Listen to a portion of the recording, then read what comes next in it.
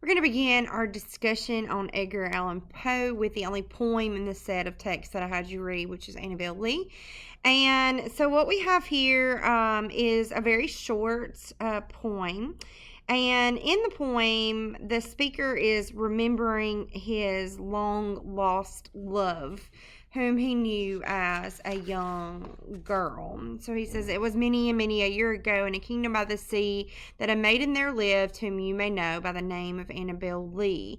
And this maiden she lived with no other thought than to love and be loved by me. I was a child and she was a child in this kingdom by the sea." So they were children, but they were in love with each other. He says, "But we loved with a love that was more than love, I and my Annabel Lee."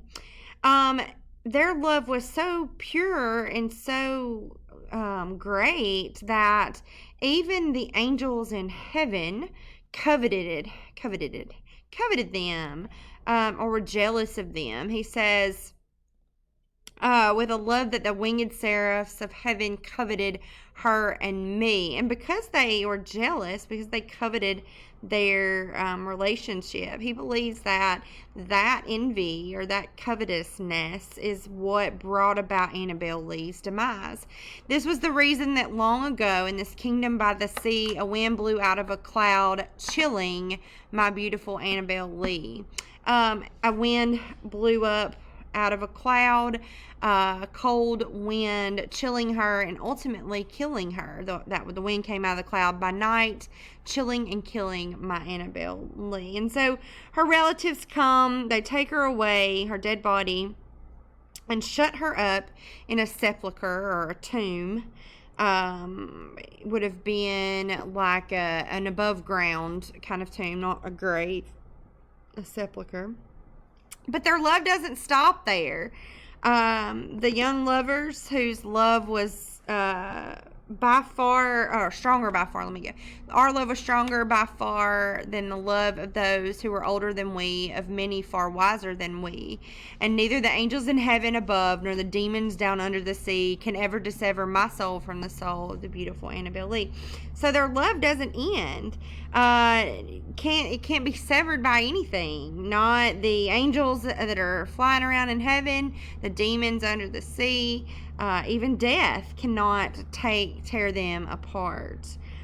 This is no teenage crush, he wants everybody to know. Our speaker is resolute that their love is eternal. They're never going to be apart.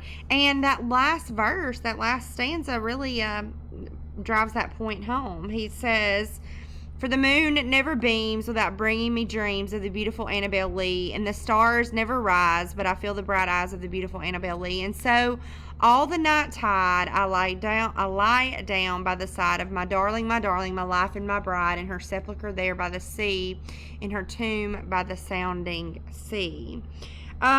So every night, he's seeing her everywhere. He sees her in the moon. He sees her in his dreams. He sees her in the stars. And so every night he literally goes and lies down by her side, like climbs into the tomb, or goes into the tomb, the sepulcher, and lays down with her. You got to love that dark romanticism there for you. So this poem is structured like a typical kind of ghost story would be. And initially, in the very beginning, we think it's like it's going to be a little calm, pleasant fairy tale. We even get his own version of Once Upon a Time. It was many and many a year ago in the kingdom by the sea. But this kingdom is no unicorns and rainbows kind of kingdom. It's actually a very dark and twisty place that's full of death and crazy creatures.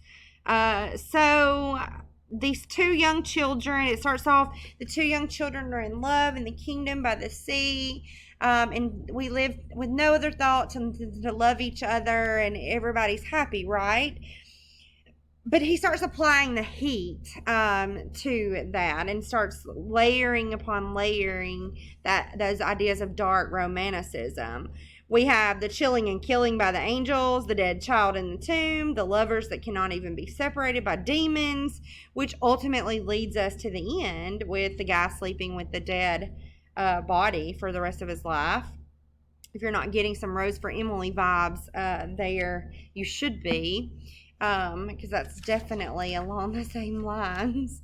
This place is a scary one. It's not this beautiful little kingdom by the sea as it starts out. We see it in the very beginning. It's cold and dark. Okay, that there are winds that blow up out of clouds that chill and kill people. Okay, you've got vindictive angels hovering around in the air that are watching and causing mayhem in people's lives. You've got demons literally swimming in the water down below. And we have that image of that sepulcher, that tomb, which would have been made out of marble, would have been very cold itself, cold and kind of perched there on the cliff by the sea, the dark sea. And Poe, in addition to that, has kind of made a name for himself already, writing about his dead girlfriends. Not his, don't confuse speaker and author, but writing about dead girlfriends. Ligeia, the Raven, Lenore, Ulalume, The Fall of the House of Usher, and now Annabel Lee are all about dead girlfriends, dead girlfriend poems and stories. So this is kind of like his niche, ultimately his area of expertise. He's a master at tying together love and death, and all the beauty and loneliness and sadness and darkness that comes along with it. So interesting point. So is this true love? Is this an obsession? Who knows? Who knows what it was intended to be? I'm leaving that up for your thoughts there if you choose this story for your discussion board post this week.